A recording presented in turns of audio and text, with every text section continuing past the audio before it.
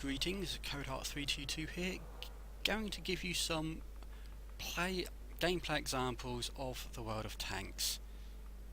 And I'm going to start by ignoring that really bad performance in my Chibi, and instead take out my Amix 1390.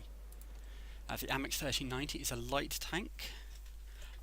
This one has an autoloader on it, meaning it has 6 shots. It loads up in one go. Between each fire there's a short reload time, and then once it's fired those six shots, it spends about another 40 seconds reloading another barrel of 6 shots. This is also one of my favourite tanks, and I've spent quite a bit of credits on this thing, which is why it's got some camo on it. There's a couple of consumables on there, and yeah, it's a light tank, it's fast, it's got reasonable view range, it's designed to scout out the enemy. It is also, the gun is actually not too bad for a light tank, and if it can get up behind even heavy tanks, it can do some damage. However, you can't stay still pumping shells into a heavy tank, because if it turns around and shoots you, you're toast. Now, on this particular map, I am not sure where I'm going to go. It seems to be I'm going down the left-hand side to begin with, and I'm just going to try and hopefully spot some tanks and then duck back. I mean, a lot of people may not consider the Amix 1390 that great a scouting tank, because it's not necessarily as fast or as good at spotting as some of the other tanks of its tier. However, I don't particularly care, I like it.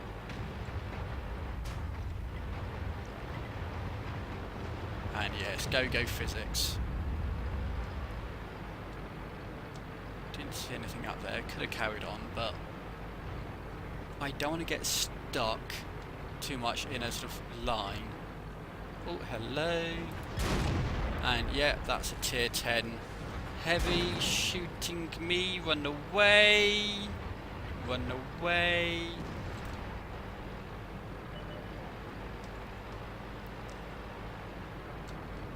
Oh, looks like there's a medium coming for artillery. I can not only run away from those tanks behind me, but hopefully intercept him and stop him killing our artillery. Where? Okay. Artillery weren't in a very good position, to be honest, from the looks of things.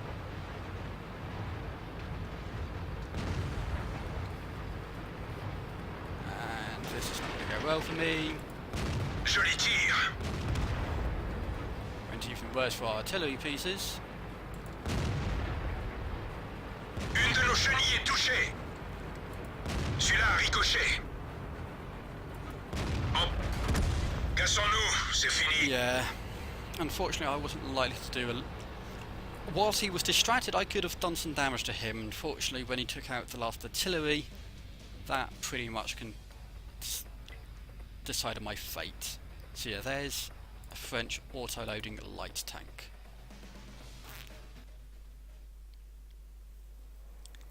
And now, because that battle's still going on, that tank is locked out. So I'm going to look for a tank destroyer next. Let's go for a British tank destroyer. Yeah, this thing. It's a tier 6 tank destroyer. Or do I go for the gun carrier? No, I stick with the E8.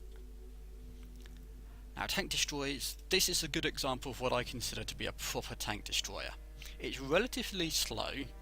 It doesn't have a turret, because tank destroyers don't have turrets. Gosh, Russian Americans. I mean, oh, hello Hellcat. That Hellcat there, I'm highlighting, is an example of a tank destroyer which wants to be a light tank with a tank destroyer style gun. It has a turret, it's pretty fast, nothing like the 88 in speed. It doesn't have much armour, whereas the 88 actually has, or it's meant to have, quite a bit of decent armour on it, which isn't always common. Time to roll out! But yeah, this thing is... these two tanks could not be much more dissimilar, beyond the fact that they're both tank destroyers and they've both got reasonably good guns. Well, I think this one does. I think I'm just waiting to get the unlock the next tank destroyer in this line. And I think everything else is upgraded. But yeah, that Hellcat's roaring off down the side there. And I'm just going, I'm gonna take it slow, take it nice and easy, set up, sit back, and shoot some tanks. And let's not knock over that tree. Generally speaking, it's bad to knock over trees, it's bad to destroy any scenery if you can avoid it. Primarily because whilst an enemy player may not be able to spot your tank because of view range or whatever, they can notice trees falling over. If you hit into a tree and an enemy tank has that tree in their view, they will notice it falling over. So I'm going to set up around here.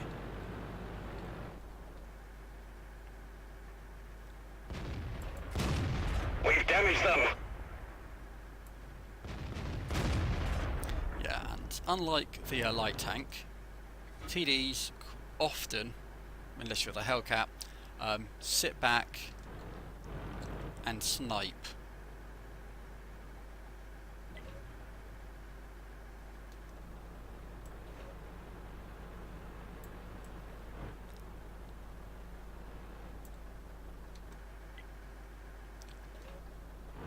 They're quite a defensive style of vehicle.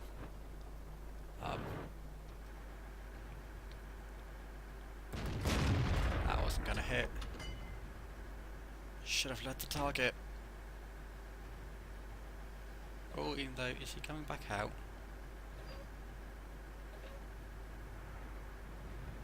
Come on. Yeah. Tank destroyers are often quite a patient vehicle. Well, depending on how you play them. Some of them you can charge forwards with. Hello, Hellcat. But yeah, this thing is just way too slow. And unfortunately, I don't think I'm going to get to see much action if I stay here.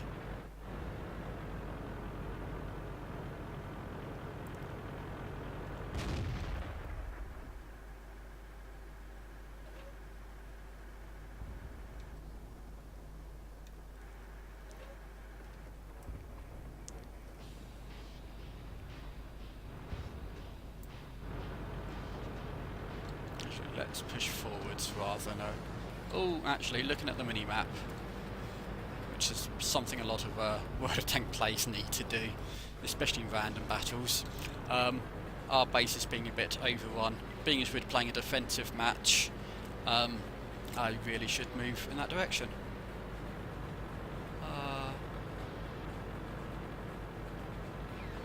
I'll have them. Just as I say that, that left flank, or that south flank I should say, is now being overrun. Joy!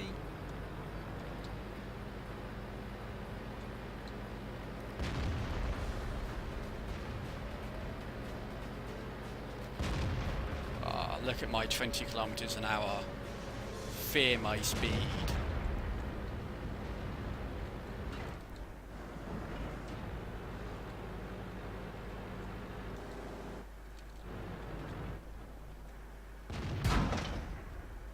Okay. I can't see that T-43, but that's not a problem anymore.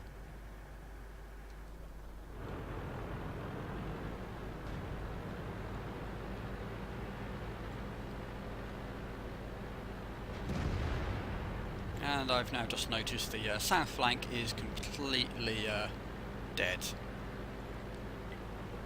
So what I'm actually going to do is turn around here and see if I can see anything coming down that way. I've even got that I can potentially hide behind. That's some hard Ooh, Hellcat.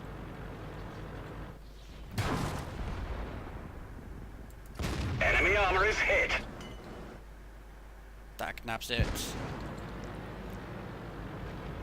Panther over there. I can see you. Penetration.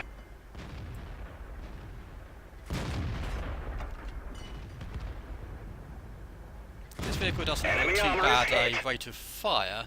The actual damage per shot though is not amazing. Yeah. Oh, there's another Hellcat. Oh, I think we're winning now. We've damaged them.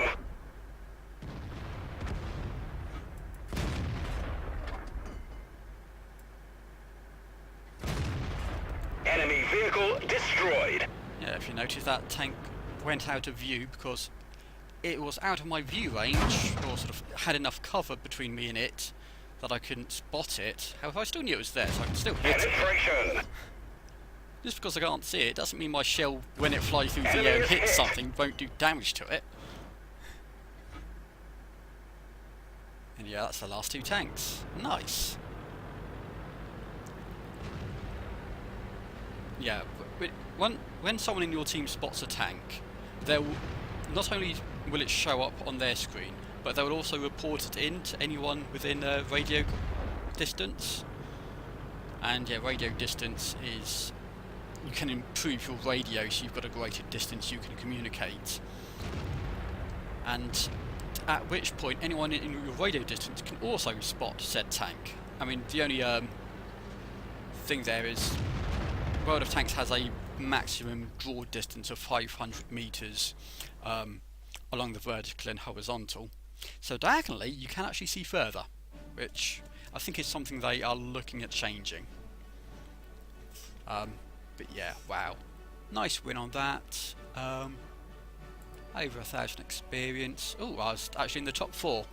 Looking at, I list it by experience. You can change what you want to look at. Damage done, tanks destroyed. Experience to me is the best overall performance calculator, because you can do very little damage and kill lots of tanks because you did the last 10 damage to them all. Or you can do a lot of damage and kill nothing because you left everything on 10 hit points. So yeah, overall XP, because that's a measure of how much damage you've done. Damage caused by your assistance is another one, which I can see there. I knocked out. That's total damage. Spot assistance in destroying. Damage upon your spotting is, my tank was in range of spotting an enemy tank. Someone on my team wasn't in spotting range of that enemy tank, so if I wasn't there he wouldn't be able to spot the enemy tank. Because I was there and because I radioed in the enemy tank's location, he could also shoot at that tank, and because he could shoot at that tank due to my spotting, I gain experience or sort of points towards that. Yeah, and destroyed one. Yeah, you get achievements in this.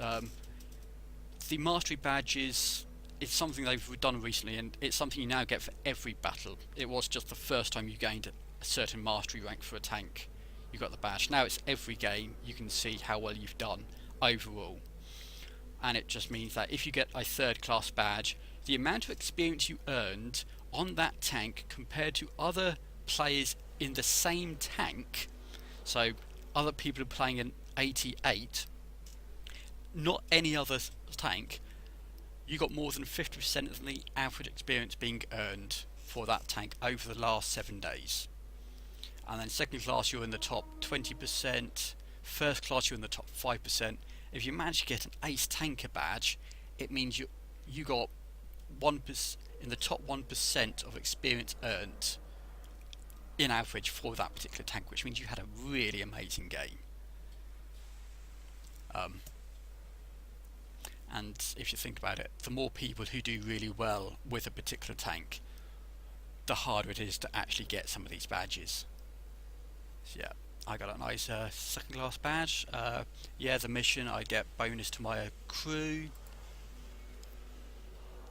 and I made 14,000 profit. 22, so 8k more if I had premium. Right then, so that's, I've had a light tank, I've had a TD. I haven't played my Churchill. I'm not going to. I'm actually going to select heavy tanks. Which heavy tanks do I actually want to use? Yeah, I'm just now earning experience towards getting the T29 unlocked in this thing. It's American, do I? Because, yeah, all of the Russian ones apart from the IS-8 are elite.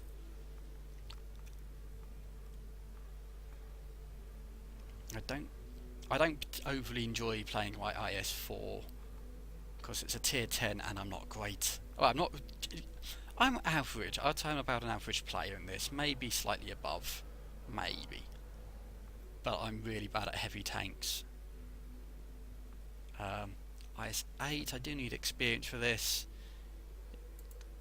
And again, I've got everything unlocked apart from an engine. I could upgrade its engine so it can go faster. But saying that, being as I've got everything else upgraded, this should be a reasonable game. Because yeah, the difference between a stock vehicle and an upgraded vehicle can be quite large. It changes between which tank exactly you're talking about. But overall, a stock tank isn't going to do as well. But yeah, and I think it's the STI, which is the one before the IS-4, which I've already unlocked. The STI, I just want to elite it because there's achievements for eliting all tanks for a nation. And being as Russian is the first nation I started playing, it's the one I play the most as such and sort of have my pseudo affinity for. And I'm trying to get my British tanks up just very slowly. Right then, as a heavy tank, I'm more expected to go up front. This is a reasonable example, or a good example of a heavy tank who's got good armour. Hello! It's also got a good weapon. Can you hear me? Yes. Okay.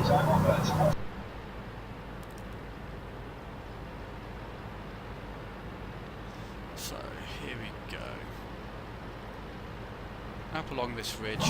It's just I've said hello to other people and not got a response. I thought, are they being rude? Or can they not hear me? They're obviously being rude. Definitely rude. I know I must have.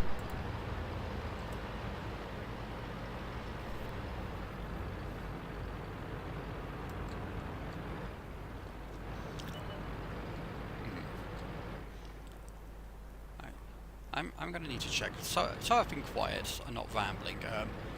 Just in a chat channel with my clan, and they started talking, and I need to check if you actually hear that. I hope not, because otherwise I should really redo this video. But yeah, I've now muted them, so I don't get distracted by them. They were all quiet up until now. And yeah, I don't know if this is a particularly great position to be in, because this map's recently been changed. So this path, sort of along here and down there, has been changed. There's a bit more cover in certain places. I'm not sure there was a place like here where you can come down and go up.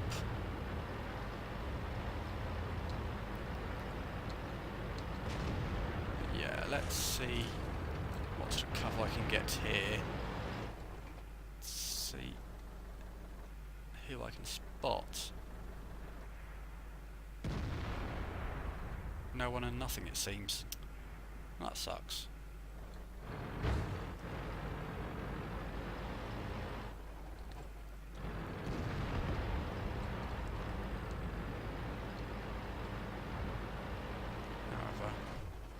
Where's that Batchat going? I think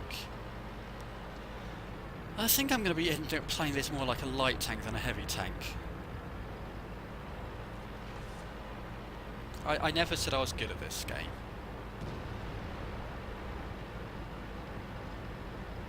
And there's an IS-3 up front. Yeah, I'm just going to charge down this line because, as far as I can tell, all the tanks along this area are on the one line. Up there, up on that ridge area.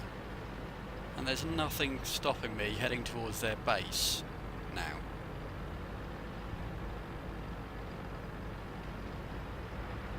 And their base does have artillery in it. So if I can free up that light tank... Oh, what's he doing? You leave him alone! He's got a job to do. He's got to kill your artillery. Yeah, take that. And ram him. Good, I've destroyed his tracks. That should allow him to escape. Assuming he's wanting to escape. And let's ram him again. Oh, needs to repair his tracks. How he... Oh, my buddy is now... Oh dear.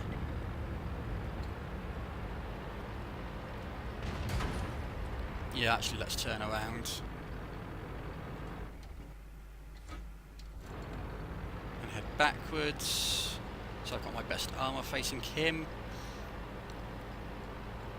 I'm kind of surprised the light hasn't disengaged and gone for the arty.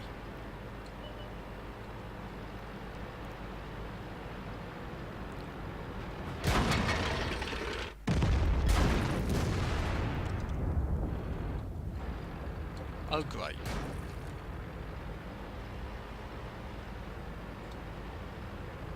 Oh, maybe that was why.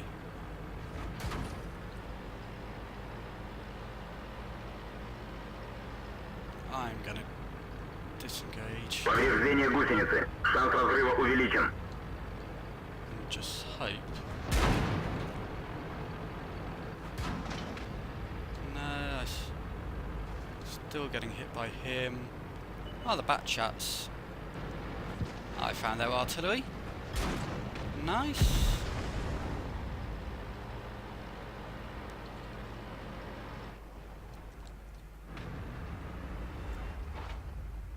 Двигатель поврежден. Максимальная скорость снижена. Танк уничтожен. Should have known. He got behind me. Yeah. I never said I was good at this. So that's a heavy match. Yeah, not the best. Now, I may not, depending on how well the match goes, I may not actually finish. Who did Bertie? Hello, Bertie. I may not finish this match because artillery aren't normally interesting matches to watch. Because they're played in a lot of top-down view. Again, this is a tier 6 match. Tier 6 arty. And Bert. The nickname for the FB304. Not sure why it's called Bert. Blame the mighty Jingles. If you want to watch more videos, and a lot more interesting videos on the world of tanks than mine, search YouTube for the mighty Jingles World of Tanks. Bohemian Eagle, I believe, is his actual username, account name. And he's got a lot of fun and interesting videos on the world of tanks, plus a few other games. Where am I going? What am I doing this? I'm gonna go forwards and try and find some cover mid-range, because this artillery is actually not a good example of artillery. The FE304 is an incredibly short-ranged artillery machine, meaning it's got to move forwards a lot more than your average artillery. Now, this is what I mean by top-down view. I can see here where my shell's gonna land roughly, and where everything is. And let's land a yeah, that wasn't gonna hit. Now also, the FE 304 breaks a lot of these sort of common rules for artillery. One, it's got short range. It's not that great. It's got 500 meters, I think, maximum range, if that. Most artillery, especially by tier 6, can shoot across the entire map without a problem. Not so for the FE 304. The FE 304 also has an incredibly fast rate of fire. About 10-second reload for mine. That's partly because I've got a lot of skills in our modules to increase that. A lot of artillery can take 30 seconds to reload.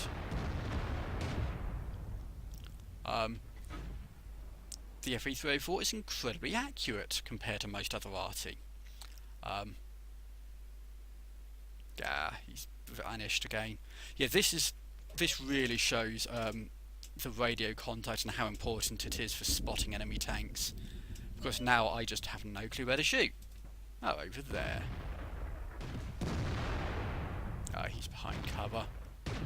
Ish. But yeah, if I spend long enough aiming, I can get a pretty small... Ooh, where did that go? Arc of fire. So, well, targeting area. A lot of artillery have a much larger targeting circle, so you're much more likely to miss. The main thing is the FE 304 doesn't do a great deal of damage compared to a lot of other arty. As a sort of balancing factor between its immense rate of fire, its amazing accuracy, its the shell traverse speed is also quite high for this one. Critical hit. But it's primarily because it has a large arc to it. You are unlikely to notice it on this match, but basically most arty shells will go over a certain sort of height of terrain as they fly through the air. This isn't a direct fire vehicle. Saying that, the FE 304 has quite a large arc to it, so the shells drop down quite a lot, and you're able to shoot people behind cover which they thought they were safe.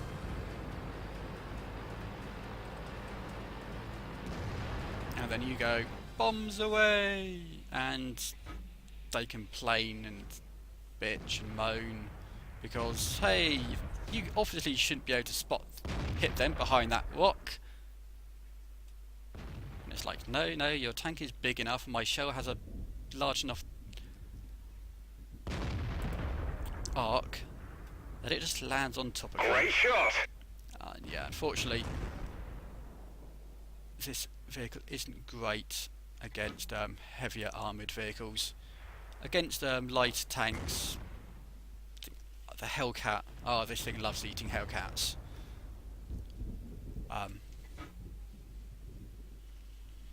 It can do decent damage, but unless it actually penetrates a heavy tank, Enemy hit. it's not going to do much damage. You can try and aim for lighter armoured spots. Try and hit the back of this Great Ricane. shot. Should be able to do some decent damage.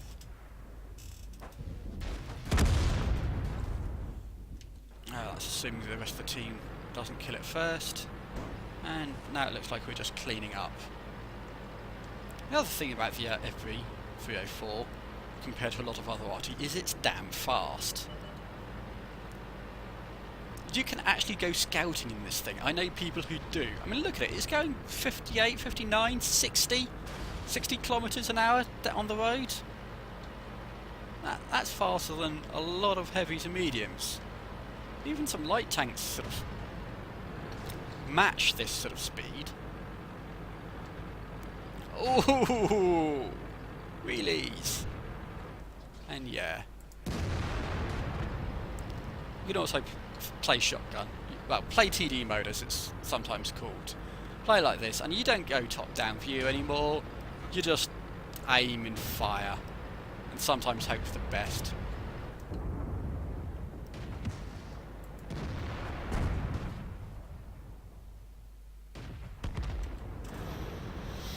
Because Bertie can do that. That's how he swings. So there's a couple of games. I've still got third class badge as well. A couple of games with different types of vehicles, giving you some idea of how the game plays and how different vehicles work. Yeah, that one, no repair, I didn't get touched. I had to repair refill my ammo, so yeah, that's my only cost. 16,000 credit profit. And yeah, even got that crew experience bonus again. Not in the top 5 though, unfortunately.